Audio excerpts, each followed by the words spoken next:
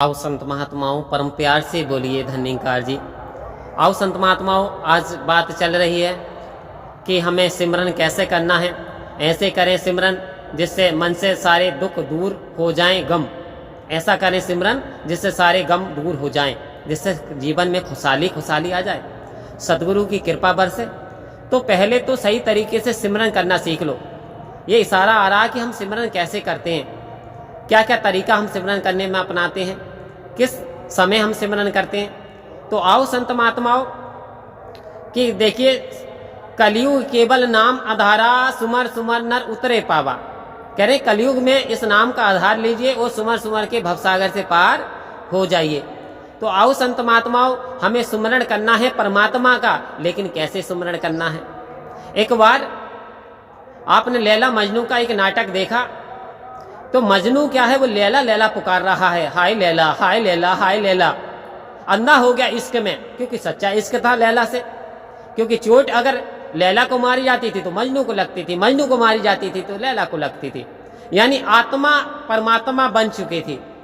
उधर एक प्रेयर, एक नमाजी, एक प्रार्थना करने वाला नमाज पढ़ रहा था। तो जब नमाज पढ़ रहा था तो उस मजनू की अचानक में हल्की सी ठोकर लग गई, और जब ठोकर लगी तो फटाक देसी वो बोला, अरे तुझे जाहिल, तुझे ये नहीं दिखाई दे रहा, बड़बुक मूर्ख, तुझे ये नहीं दिखाई दे रहा कि मैं नमाज पढ़ रहा हूं और तूने एक नमाजी के ठोकर मार दी, इसकी तुझे अल्लाह सजा देगा। तो वो कहता है, ठीक है, मैं माफी मांगता हूं, मुझसे गलती हुई है, लेकिन ए नमाज पढ़ने वाले, ए इबादतगार, ए प्रार्थना करने वाले, ए भक्ति करने वाले इंसानों, ए सुमरण करने वाले इंसानों, एक बात तो बताओ, मैं तो अपनी लैला के इश्क में अंधा हूं, लेकिन तुम जिसकी इबादत कर रहे हो, जिसकी पूजा कर रहे हो, क्या तुम्हें यानी उसकी इबादत में अंधे हो? क्या पूरी तरीके से आप तल्लीन हो? क्या समर्पित कर दिया? यदि आप उसकी इबादत में तल्लीन थे तो मैं आपको कैसे दिखाई दे रहा हूं? यद्यपि मैं लैला के चक्कर में आप मुझे नहीं दिखाई दिए, लेकिन आपको मैं कैसे दिखाई दिया? इसका मतलब आपकी अभी यानी प्रार्थना सही तरीके से नहीं हो रही। तो आओ संत महात्माओं, होता क्या है, जब हम सुमरण करते हैं, प्रार्थना करते हैं, तो हमारा ध्यान एकदम यानी मन जो है ना, ये हवा से भी तेज, इसकी गति बता दी संत महात्माओं, ये हवा से भी ज्यादा तेज दौड़ना शुरू कर देता है। तो हमारा मन क्या होता है कि आज मैंने फला काम करना, 1000 वहां से लाने हैं, तो काश यदि मैं समय से ना गया तो वो व्यक्ति नहीं देगा। अब कर तो सुमरण रहे, हाथ तो जोड़े पड़े हैं निरंकार के आगे, लेकिन समर्पण नहीं किया। यानी अभी जो मन है, जो आत्मा है, वो परमात्मा में मैच नहीं खा पाई है, उसका कनेक्शन नहीं जुड़ पाया।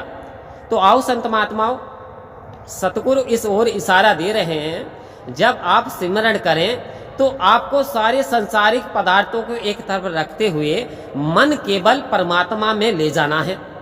आपको मन केवल यानी इस तरीके से आपका ध्यान हो जाना है परमात्मा में कि अपने आप को भूल जाना है। अब करना क्या है, तू ही निरंकार, मैं तेरी शरणा मैनू बख्श लो।